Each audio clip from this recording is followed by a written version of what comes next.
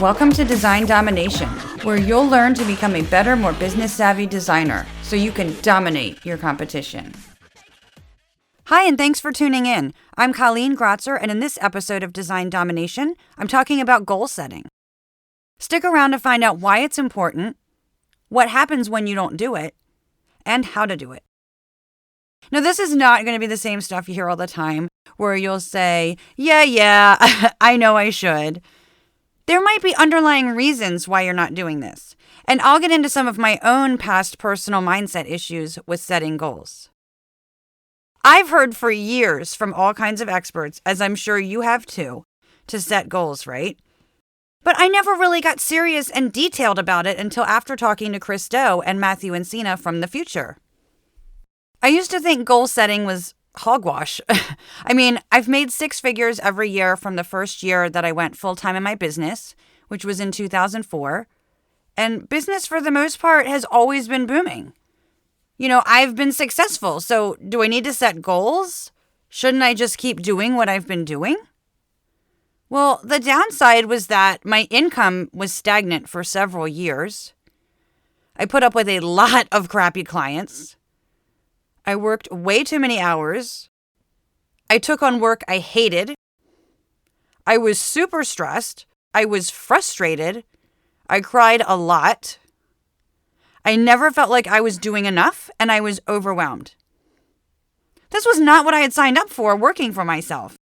I had become complacent. It took me years to take action to resolve these problems, and I worked with a few coaches for various things. But now I look back and I wonder if setting goals would have helped alleviate these issues faster. All kinds of experts talk about goals. My coaches had all talked about them. But like I said, I hadn't done anything with them until more recently. So let's talk about why you would even want to set goals in the first place, other than the fact that many successful people say we should. I mean, what happens when you don't meet your goals? You're just going to be disappointed, right? That was another one of my thoughts surrounding goal setting. Why bother setting goals if I'll just be disappointed when I don't meet them? But I've come to realize that setting goals serves many purposes other than potentially disappointing us. Goals help us stay focused on specific things that we want to achieve. When we're not focused, we can procrastinate, we can waste time on Facebook, or we might take on work or clients that aren't a good fit. Or maybe we have a list of goals, but they never get achieved because we've assigned no particular date to them. They're a moving target. They get tossed to the side, and then more pressing deadlines get met. But when we're focused on our goals, we can prioritize easier on a daily, weekly, monthly, or yearly basis. We know what clients and work we should take on, and which ones we should say no to.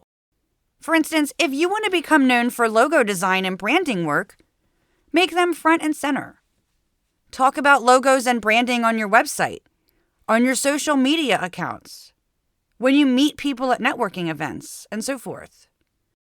And show that work on your website and social media accounts. Minimize the talk about other work that you might do, if you talk about it at all, If you hate website design, don't talk about it.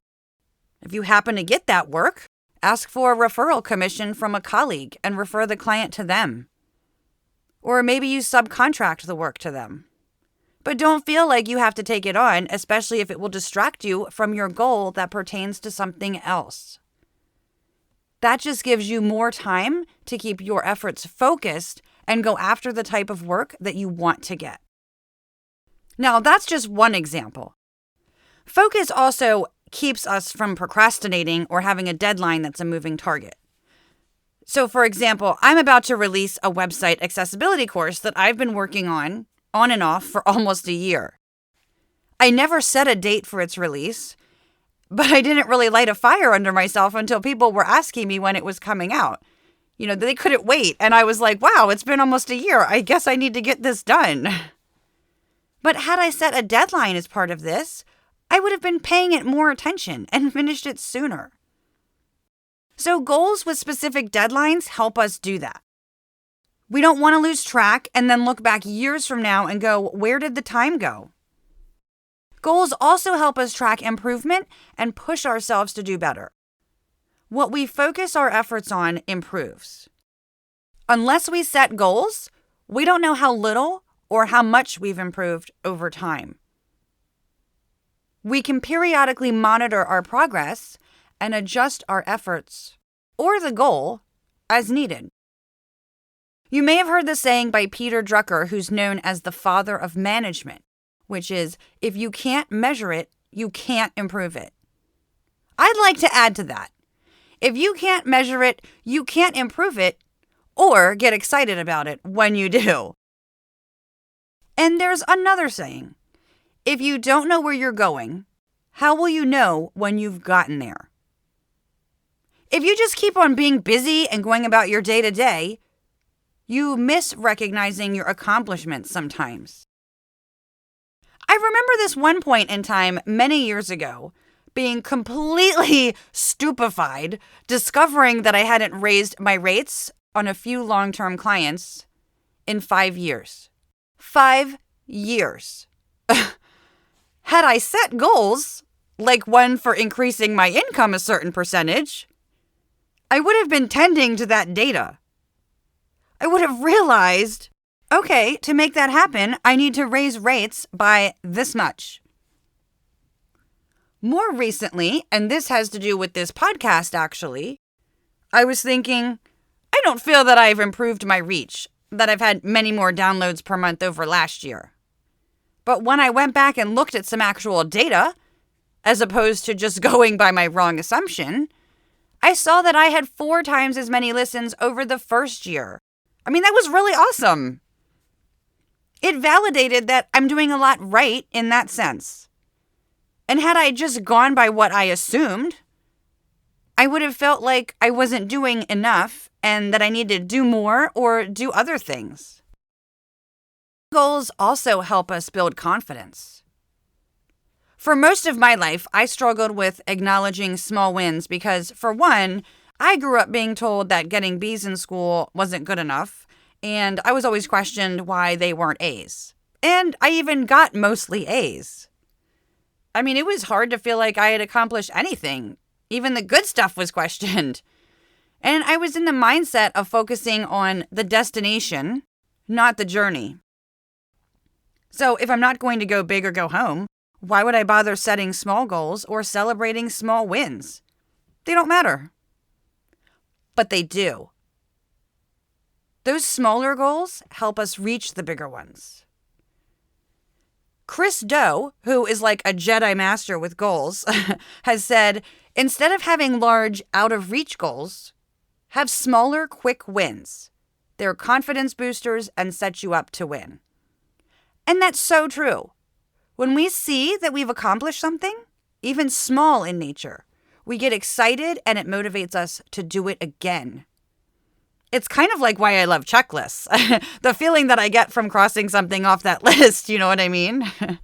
The satisfaction. So what happens when you don't set goals? I can hear you moaning already. But Colleen, I'm just trying to get through the day every day. Look, I get it. I've been there. But there's a gap between those who set goals and those who don't. According to Workboard, a goal management solutions provider, people lose 30% of their capacity and performance potential by not focusing on goals. And according to the University of Scranton, 92% of people who set New Year's goals never actually achieve them. Now, that sounds really frustrating. I mean, do we want to be reminded that we failed at doing something? Definitely not. But again, the purpose of goal setting actually isn't necessarily about reaching those goals. It's about keeping our eye on the prize and staying motivated and building and maintaining confidence and learning what works and constantly improving. So have you been setting goals? If not, why not? Because you might fail? Sure, we all do. I get that. But we have to view failure differently than we do.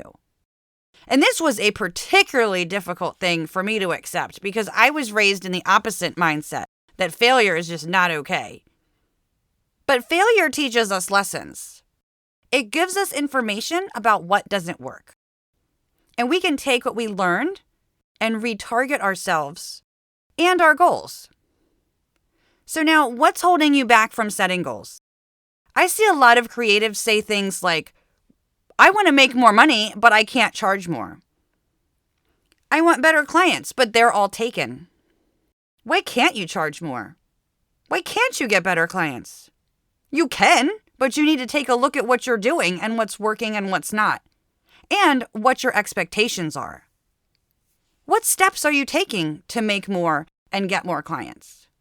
If you're not doing anything, or you're not doing anything differently, you can't expect them to, poof, just show up and hire you. So let's talk about how to set goals. Now, the start of a new year is a good time to look back on the prior year and assess some things and figure out if and where you need to readjust or refocus. But there's no need to wait around for January each year to do this, and it's best not to. So whether you want to look back at the prior year, the prior quarter, or prior month, there are a few things that you might want to take a look at. For instance, did you make as much money as you had wanted? Did you work too much? Did you deal with a lot of problem clients? Did you take on work you despised or aren't good at? Did you not get the type of work that you wanted? Did you put off starting your own business? Did you reach your goals? If not, why not?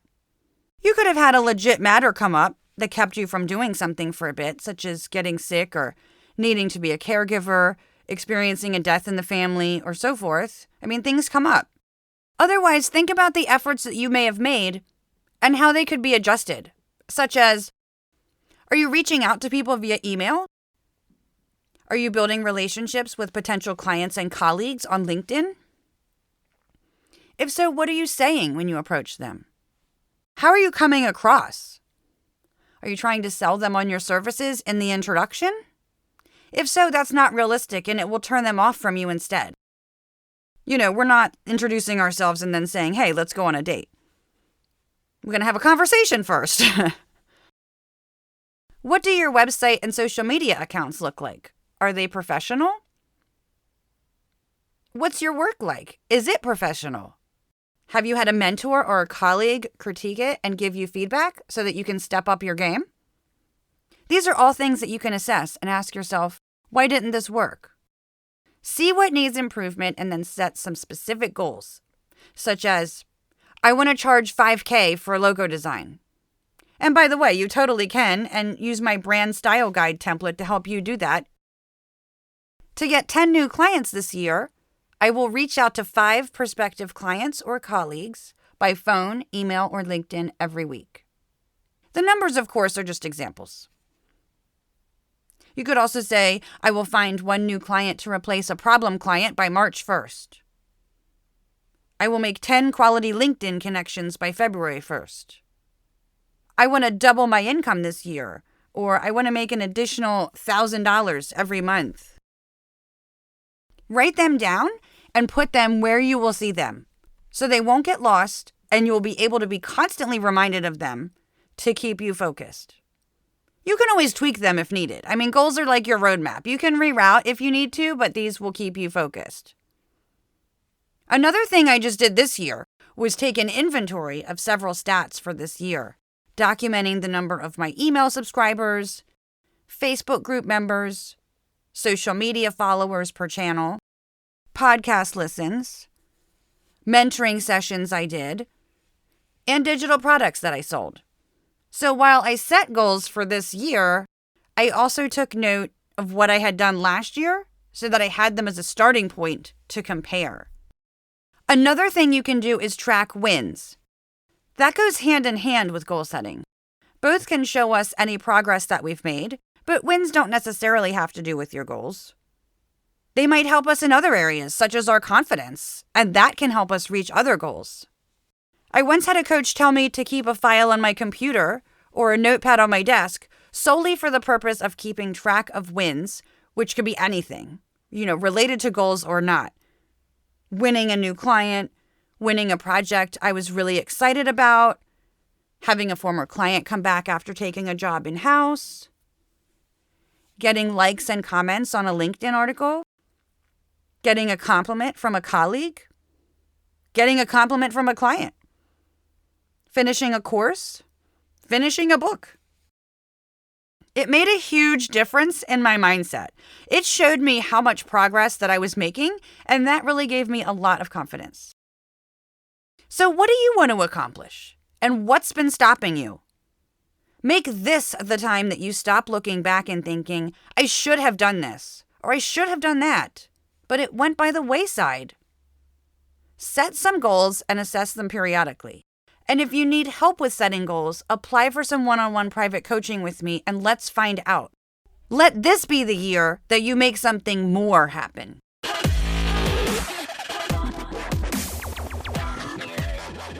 If you liked this content, please leave a review and share it on social media.